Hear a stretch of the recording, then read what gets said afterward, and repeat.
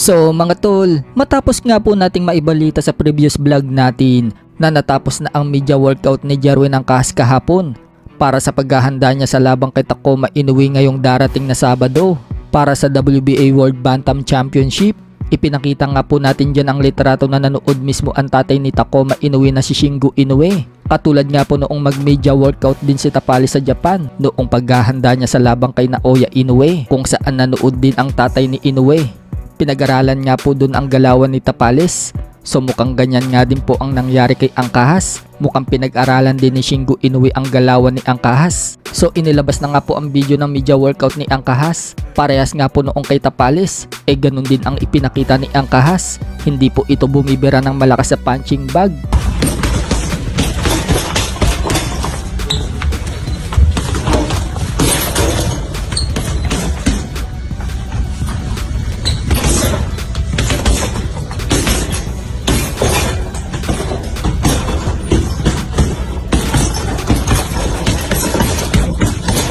Pagkatapos ng workout, na-interview si Angkahas. Wika nga po ng Pinoy, pangarap daw niyang lumaban sa bansang Japan.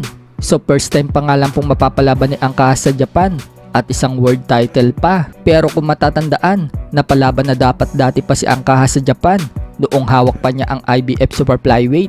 Makikipag-unification sana ito kay Kasoto Ioka. Subalit hindi natuloy ang laban nila dahil sa pandemya, hanggang si Fernando Martinez po ang kinalaban ni Angkahas. At yun nga po, natalo si Angkahas at naagaw sa kanya ang titulo. Nag-rematch sila ni Martinez, subalit natalo ulit si Angkahas. Ang dahilan nga ni Angkahas kaya siya natalo kay Martinez dahil pigang-piga na ito sa Super Flyweight. Kaya umakyat na lang si Angkahas sa Bantamweight Division. At sa unang akyat nito mga tol, nanalo siya via technical knockout sa round 5 kontra kay Wilner Soto. At ngayong pangalawang laban niya sa Bantam, world title agad. Paliwanag nga po ni Angkahas mga tol, mas shape daw ang katawan niya dito sa Bantam. Natanong naman si Angkahas mga tol kung anong masasabi niya sa na-postpone na laban nila ni Takuma Inoue na dapat noong November pa, noong nakaraang taon. Sagot ni Angkahas, wala daw problema sa kanya.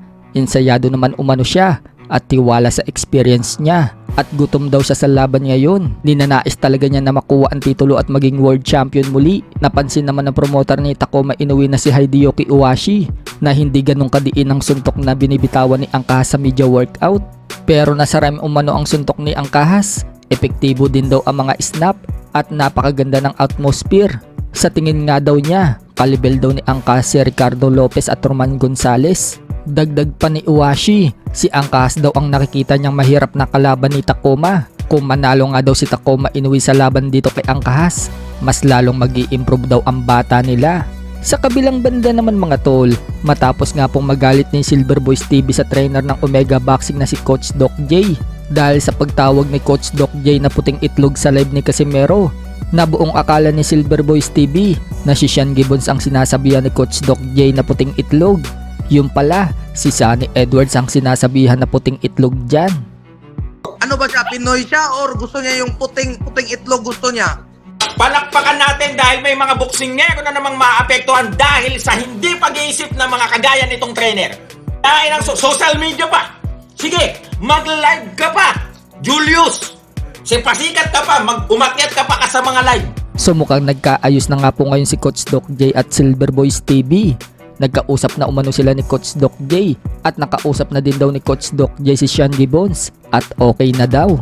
Pero bumanat naman si Silver Boys TV mga tol sa Team Casimero. Sinabi ni SB na okay naman daw pala ang relasyon ng Omega Boxing Promotion at ni Sean Gibbons. Ang kawawa daw dyan ay ang Team Casimero. Sila na lang daw kasi ang napag-iwanan. Mga tropa nating chismoso dyan na nag-aantay ng follow-up or update regarding dun sa pinost ko nung nakaraan, regarding dun sa trainer ng Omega. Okay, so update lang. Nagkausap na po kami niyan ni Julius. Okay, so nagkausap na po sila ni Sir Sean. Okay, nagkaliwanagan na. Nagpaliwanag na siya ng kanyang side kay Sir Sean. At nagkausap na din kami ni Sir Sean. Okay na. So, goods na. Ang kawawa dito, ang pinakakawawa dito guys, syempre, yung mga kangkong, no? Kasi sa video, sila pa yung tuwang-tuwa, no? So, pahiya pala yung mga kangkong. So, okay pala yung Omega kay Sir Sean. So, paano na yan, guys? Kangkong Nation. Oh. Di kayo na naman na may iwang nag-iisa dyan.